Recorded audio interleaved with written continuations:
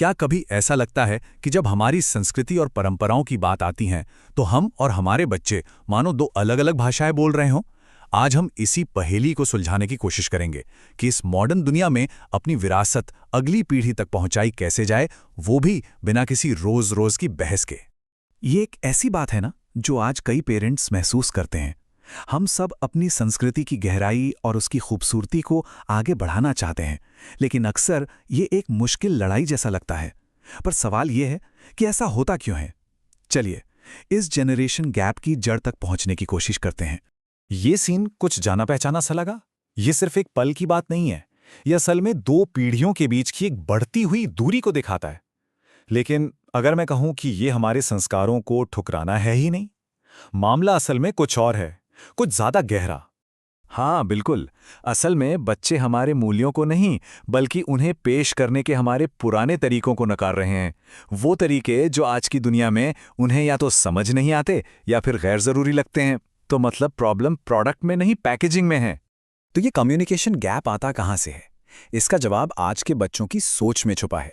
एक ऐसी सोच जो हमारी पीढ़ी की सोच से बिल्कुल अलग है। ये बच्चे डिजिटल नेटिव हैं। तो देखिए, इसके पीछे तीन बहुत बड़े कारण हैं। पहला, ये बच्चे लॉजिक से चलते हैं। उन्हें हर क्या के जवाब ने क्यों चाहिए।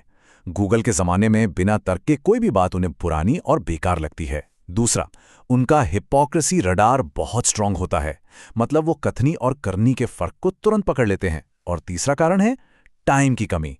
उनके पास करने को इतनी चीजें हैं कि वो अपना वक्त सिर्फ वहीं लगाएंगे जहां उन्हें कोई साफ साफ वैल्यू नजर आती है। तो सबसे जरूरी बात जो हमें समझनी है वो ये है कि उनके सवालों को बगावत की तरह नहीं देखना चाहिए। वो अनादर नहीं कर रहे, वो बस जिज्ञासु हैं। उन्हें हुक्म नहीं, जवाब चाहिए।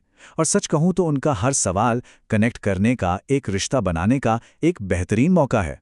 तो सवाल यह है कि इस गैप को भरें कैसे? यहाँ 4 बहुत प्रैक्टिकल स्ट्रैटेजीज हैं जो मदद कर सकती हैं। लेकिन आज हम सबसे जरूरी, सबसे फंडामेंटल स्ट्रैटेजी पर फोकस करेंगे जो बाकी सबकी नींव है। ये नियम याद रखने जैसा है, कनेक्शन ओवर करेक्शन।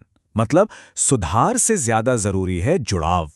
जब बच्चे सवाल पूछते हैं, चाहे वो सवाल हमें कितने भी अजीब या चुभने वाले क्यों ना लगें, तो हमें यह समझना होगा कि उन्होंने बातचीत का एक दरवाजा खोला है। अगर हमने डांट कर वो दरवाजा बंद कर दिया, तो समझिए कि कल्चर से कनेक्ट करने का दरवाजा भी हमेशा के लिए बंद हो सकता है। चलिए अब इसे एक्शन में देखते हैं। एक पेरेंटिंग कोच की तरह एक आम सी सिचुएशन को रोल प्ले करके देखते हैं कि ये कनेक्शन वाला तरीका असल जिंदगी में कैसे काम करता है। ये है क्यों पीढ़ी का एक क्लासिक सवाल, एकदम लॉजिक पर आधारित। और ये वो सवाल है जिसे सुनकर ज्यादातर पेरेंट्स डिफेंसिव हो जाते हैं, असहज हो जाते हैं और शायद थोड़ा गुस्सा भी हो जाते हैं। अब देखते हैं कि इस पर 2 तरह से कैसे रिएक्ट किया जा सकता है। पहला जवाब है करेक्शन बेस्ड। ऐसे नहीं बोलते, बात वहीं खत्म, एक दीवार खड़ी हो गई। लेकिन दूसरा जवाब देखिए, कनेक्शन बेस्ड। ये बच्चे के लॉजिक को मानकर शुरू होता है। हाँ, तुम्हारी बात बिल्कुल सही है, ये दीवार नहीं, ये एक पुल बना रहा है, कनेक्शन का पुल। देखा फर्क? जैसे ही कनेक्शन बना, अब मौका है उस परंपरा के पीछे के गहरे क्यों को शेयर करने का। अब एक बेमतलब सा लगने वाला काम एक मीनिंगफुल प्रैक्टिस बन गया है। एक ऐसी प्रैक्टिस जिसमें शायद अब वो बच्चा खुद भी हिस्सा लेना चाहेगा। तो इस सफल बातचीत में असल में हुआ क्या? वो कौन से 3 की शिफ्ट्स थे जिन्होंने सारा गेम बदल दिया? चलिए इसे डिकोड करते हैं। पहला, उनके लॉजिक को वैलिडेट किया। हाँ, तुम्हारी बात सही है। दूसरा, उस परंपरा के पीछे का गहरा मतलब, उसका क्यों शेयर किया। और तीसरा, इसे एक चॉइस बनाया, एक इनविटेशन की तरह पेश किया। अब बच्चा वो काम मजबूरी में नहीं कर रहा, बल्कि इसलिए कर रहा है क्योंकि वो उसका मतलब समझता है और उसका हिस्सा बनना चाहता है। और ये सब हमें एक बहुत बड़े आइडिया की तरफ ले जाता है, जो कि है मानसिकता में एक बुनियादी बदलाव। ये सिर्फ कोई ट्रिक या टेक्निक नहीं है, ये पेरेंटिंग को देखने का एक पूरा का पूरा नया नजरिया है। मतलब अब हम कठोर नियमों से हटकर लॉजिकल एक्सप्लेनेशन की तरफ जा रहे हैं।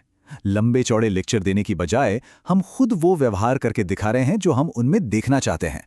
और सबसे जरूरी, हम आलोचना की जगह जिज्ञासा को अपना रहे हैं।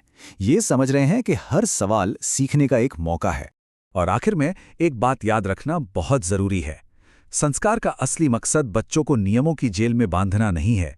इसका असली मकसद है उन्हें अपनी जड़ों से जोड़ना, उन्हें एक एंकर देना और एक ऐसा मॉरल कॉम्पस देना जो इस मुश्किल दुनिया में जिंदगी भर उनका मार्गदर्शन करे, खासकर तब जब हम उनके साथ नहीं होंगे।